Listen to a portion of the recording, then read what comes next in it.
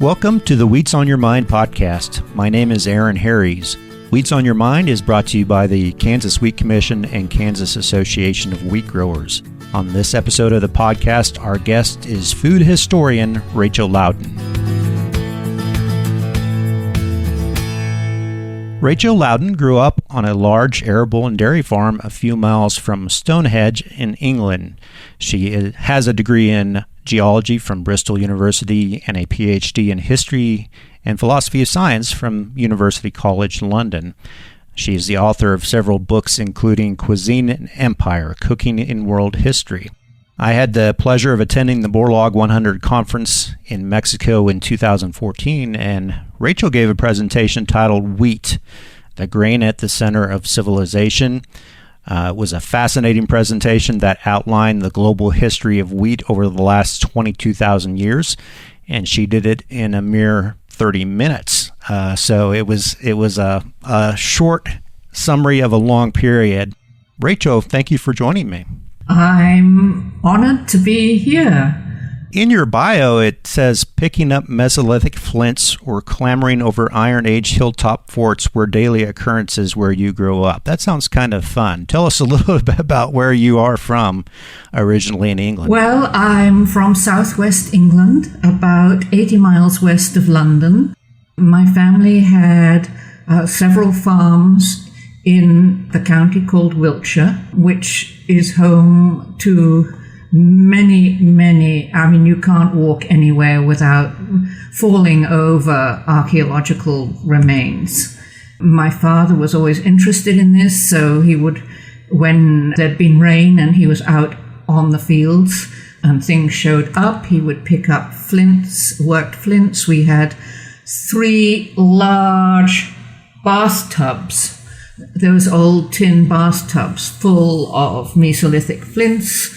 We had Roman centurions' badges, we had Anglo-Saxon brooches, and of course, everywhere there were remains. So I've always been interested in history. And you did have a farm, you said, and I'm a dairy kid too, and it sounds like you had some cows also. We had mixed dairy and arable, as it was called in England. I think you'd call it mixed dairy and row crops here. Right. That's the way we talked about it. And my great-grandfather and grandfather and father and his brothers all farmed. So we should say you are in the United States and have been for a while, joining us from Tennessee, I believe. That presentation that you gave back in 2014 was amazing, and we've talked before on this podcast about the genetic history of bread wheat, which goes back thousands of years, obviously, but you took it even further than that. It's easy to understand why you got inspired to go into a career about history, but why food history? Well, my father grew food, or as I now call it, the resources for food, because plants and animals, even harvested, are not food until you've done something else to them. My mother did a lot of that doing else. She cooked for 7 to 10 people daily for years and years and years. But I never knew what to do with food because the world has so many cookbooks. You don't need another cookbook. I didn't want to do that. But over the course of my career, most of my early work was in history of science, particularly the history of geology and the history of technology. But as I got older, we lived in Hawaii for 10 years. And that was a revelation where food was concerned, because the story that I'd always heard about food history was that, peasants grew food in place, or early man did, early people did, and then it was gradually refined and made more complex, and, so it was from the land up.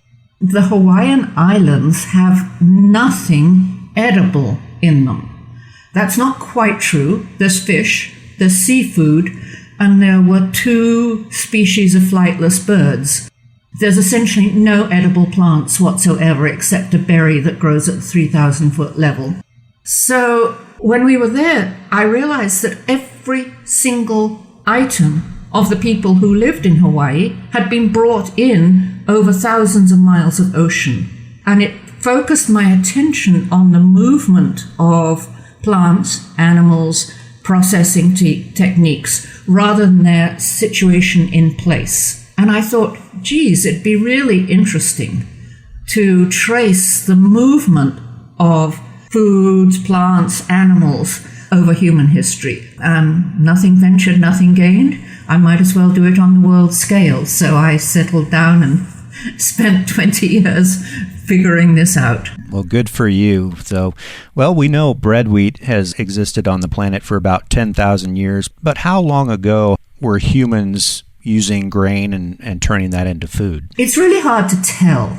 The time keeps getting pushed back. At first, people used to think, obviously, that the agricultural revolution about 10,000 years ago was the point when people started using grains. But if you think about it, grains are just incredibly inhospitable to human eating. I used to go into the barn even after the combine had done the thrashing and get a handful of wheat grains and try to chew on them. This was not easy. I'd eat a mouthful and that would be it. So grains are encased in these fibrous, silicon-rich, scratchy things that scratch our throats. They are small, they are difficult to handle. So nobody would have started growing grains unless they'd already figured out how to use them. So when did they figure out how to use them? At least 20,000 years ago now, the evidence suggests, because now we can take grindstones, take remnants of food off grindstones and analyze what they were. And around the world, people were, by about 20,000 BC, experimenting with these tiny, difficult plant parts, the seeds of grains, broadly understood. Well, history is full of irony, and I'm glad you brought that up because there's so much controversy these days about processed foods. And these grains had to, in some way, be processed to be functional and digestible. But I think it's fascinating that one of the things you discussed in your presentation is that turning that grain into food comes at a cost. And originally, there was no way to do that but human labor, right? Human labor. As a kid, my father wanted to make bread out of his own grain.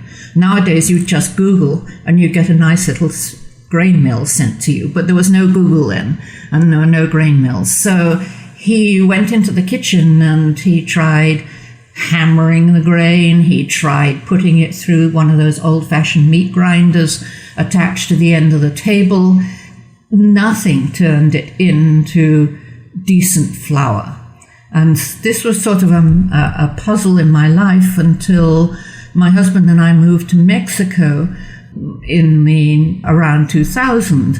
And there people are still grinding grain, not because they were backward, but because they ground wet, and that's hard to mechanize. But that's beside the point. It meant that there I could actually kneel down beside women who are grinding and figure out how they did it not on a rotary grindstone, but on the old-fashioned back and forth metate, saddle stone as it's called, because it's shaped like a saddle. And oh my, I mean, in some ways it's terribly efficient. You kneel down and the first 2 or 3 times you push the hand stone over the stone, oh goodness, you're really breaking this grain down fast. But what you're getting from that is, a tiny, tiny bit. It takes 5 hours a day, or it did, these have almost vanished now, for Mexican women to grind for a household of 5. That's simply the grinding. It's not collecting water or wood to cook. It's on your knees using your whole body weight to break down this grain. And when I say your whole body weight, there have now been an article came out a few years ago that showed that the only modern humans who have the strength and musculature in their upper bodies of a Mexican woman who grinds is an Olympic level rowing person. Oh, really? So, yeah. Well, people who could grind grain, in a lot of civilizations that meant slave labor, didn't it? Slave labor or woman labor. Mainly women, sometimes male slaves. But well-to-do women spent their time making textiles. Poor women spent their time grinding grain. And if it wasn't women, then as you said, it was slaves. And often the women were slaves. How did the ability to store seeds or store grain and then process those grains into food, how did that develop cities and civilizations? Well, one of the big problems with food, as I'm sure all your listeners know, is that, you've got, harvest comes but once a year, and you've got to have something to eat 365 days a year. And most things that are edible are not very storable without enormous amounts of processing to dry them out or salt them down or something. Grains are, just because they are seeds that stay for the next year's crop, are easy to preserve. I mean, that doesn't mean you weren't losing huge amounts to rodents and fungi and mildew and what have you. But of all the food resources we've got, grains were the easiest to store, so that if you could get them into cities, and of course they're big and bulky and weighty, but if you could get them into central granaries, then you had food for the times of year when you couldn't harvest anything fresh. Let's move a little bit forward in history. I think the next period you defined was 200 BC to 1900 AD. And you mentioned that wheat became the preferred grain in several empires. Why is that? Yes, I think basically because of gluten. This means that you can do really interesting things with wheat that are much better to human taste than other grains. Until then, ones that we don't think about so much, like millet or perhaps better known barley, had been the favored grains because they were more reliable, they produced more abundantly. Wheat, as you know, is a tricky, fussy, fairly low-yielding grain. But as people realized or mastered what you could do with gluten, you can make either boiled or baked. If you've got flour and water, you can either boil it to make kind of noodles and pasta, or you can bake it to make breads, and you can make raised breads, so that you get very varied and delicious products out of wheat. So for those in the upper reaches of society, wheat becomes the preferred grain. We tend to think of wheat as being Western, American, Europe, maybe India, but of course northern China too is a wheat culture.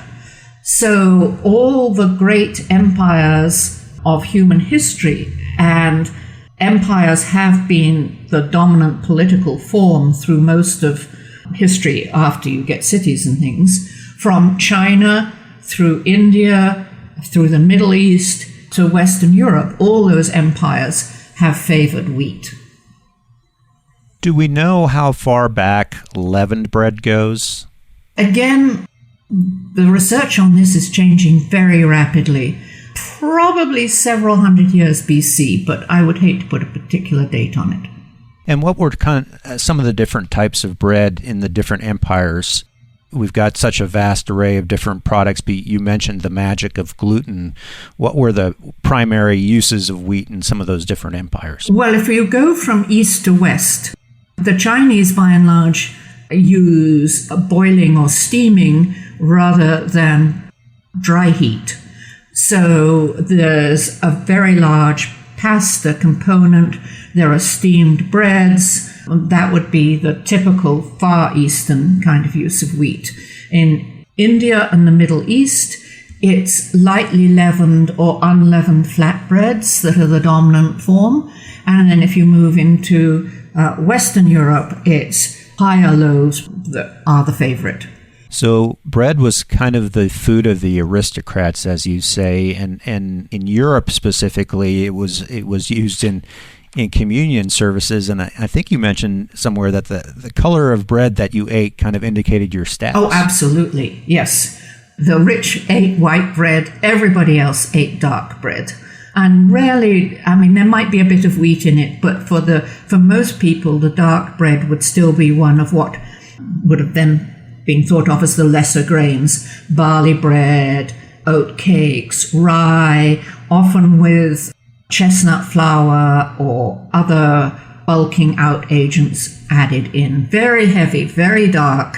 Stories about how in France in the 19th century, you would bake once for the year, and then you'd have to use an axe to cut up the bread. Oh my. Yep. That doesn't sound very good. No. Well, soup helps. Yeah, soup, I suppose so. How far back do we know were there large structural bakeries? At what point did it evolve from everyone baking for their own subsistence to larger organized bakeries? Certainly in the Roman Empire. There's an impressive memorial to a former slave who set up as a baker. And this memorial has pictures, as one of the ways we know how Romans baked bread, of the various stages of baking bread. Because obviously to bake bread is a fuel-intensive process. So it makes much more sense to have, in a town or in a village, one baker working for everybody rather than lots of... you may grind your own wheat and take your loaves along to be baked, but to fire up a bread oven for each individual family is a very expensive process. Particularly in the old world. America had so much woodland when Europeans arrived that individual baking was much commoner in colonial America than it ever was in Europe, say. So we talk about in modern times of food security, about how maintaining political peace and civility relies on safe, affordable food supply. And so these ancient civilizations, these other empires, there was certainly instances where the scarcity of bread led to revolution. Oh, yes. Right up through the early 20th century, governments, one of their worst fears was that not so much actual shortages, but rumors of shortages would bring people out onto the streets. There were food shortages in France every 5 years throughout the 18th century, and people really went hungry. Transport made it more difficult. You couldn't take bread overland more than 5 or 10 miles because it got too expensive to transport. And so whether it was the French Revolution or then later the Russian Revolution, even in the United States, there were bread riots in the early 20th century. Wow. Yeah, I did not know that. So yeah. In the late 1800s and early 1900s, there was a kind of a global dietary crisis. How did wheat help solve that problem? Well, yes. Empires, as I mentioned, had always been the major political form. But in the 19th century, the British Empire expands massively, both in terms of population and in terms of land area. If you add into the British Empire the American expansion across North America, the Anglos just look like they're going to take over the world. And people look around for an explanation for this. One of them is that, the climate makes the hard winters make for strong people, and unlike in the tropics. Others were that it's just in the nature of white people to be strong. The trouble with those kinds of explanations is there's not much, if you're not in those categories, that you can do about it. But supposing it was the fact that by now the Anglo countries had extended wheat bread to almost the entire population, so that everybody was eating wheat bread. Now, nutritionists looked at this and they looked at gluten, and gluten looked to them like animal muscles because it's long and stringy. And so the idea was that bread, white bread, was the most perfect form of nutrition for human beings because it combined plant and animal food in one package, or something like animal food, so that wheat bread made the strongest people. And so this meant that governments around the world, I mean, even in the United States, when the North was eating wheat bread, the South was eating cornbread. And the United States has a campaign to get people off cornbread and onto wheat bread because it's supposed to build stronger citizens. But it was also happening in Japan, where the Japanese, as they increase their army in the first half of the 20th century, make sure those soldiers get wheat bread. It happens in Mexico, where the government tries to wean the Mexican people off tortillas and onto wheat bread. It happens in Argentina, in Colombia, in Italy.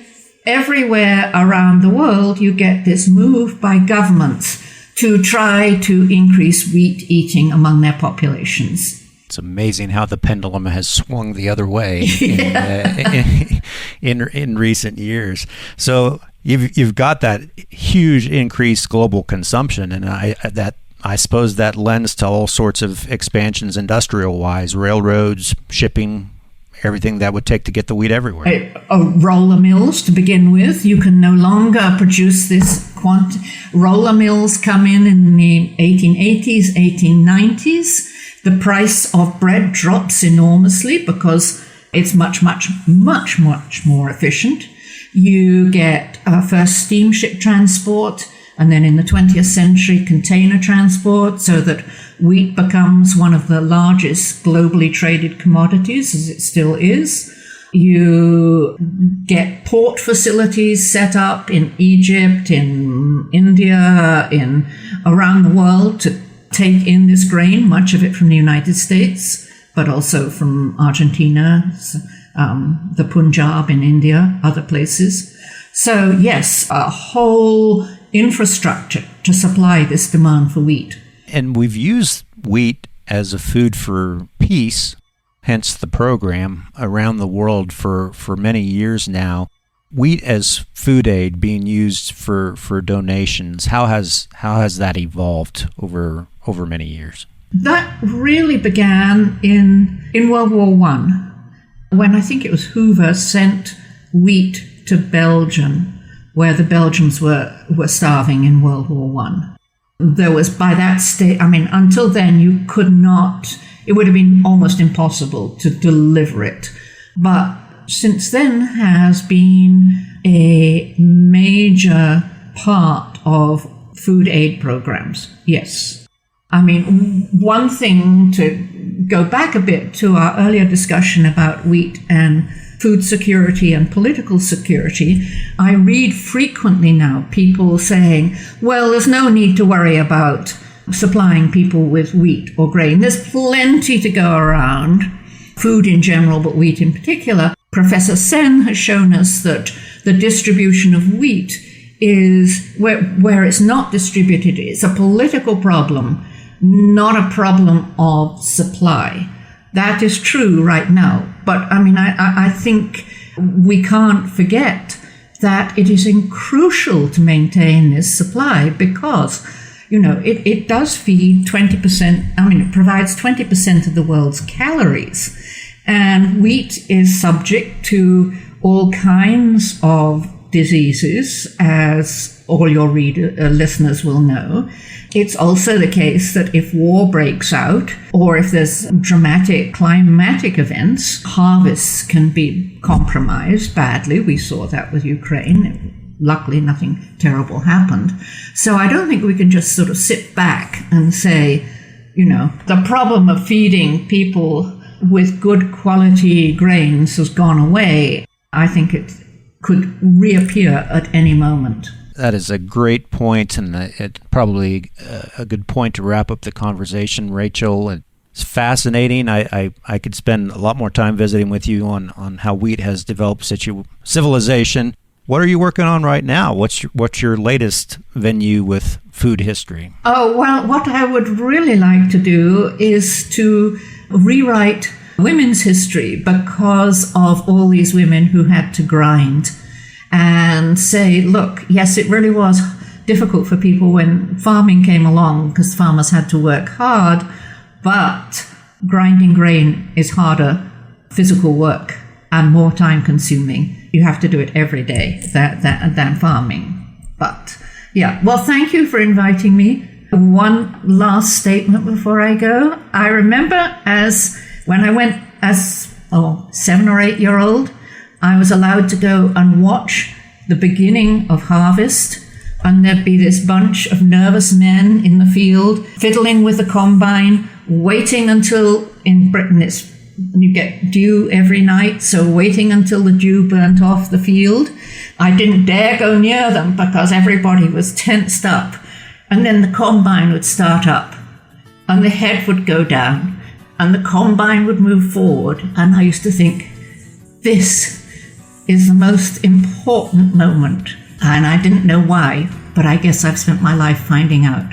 Thank you. Well, that's wonderful, and I wish you were in Kansas right now, Rachel. We're in the middle of wheat harvest, Yeah. and they all have that same feeling of just how important a thing this is. Bring in the harvest, the emphasis, the specialness of that never wanes. No. Okay, thank you very much, Aaron. Thank you to our special guest, Rachel Laudan, for joining me on this episode of the Wheats on Your Mind podcast. If you have any follow-up questions, please email us at podcast@kswheat.com. And to check out past episodes, go visit wheatsonyourmind.com. I'm Aaron Harries. Thanks for listening.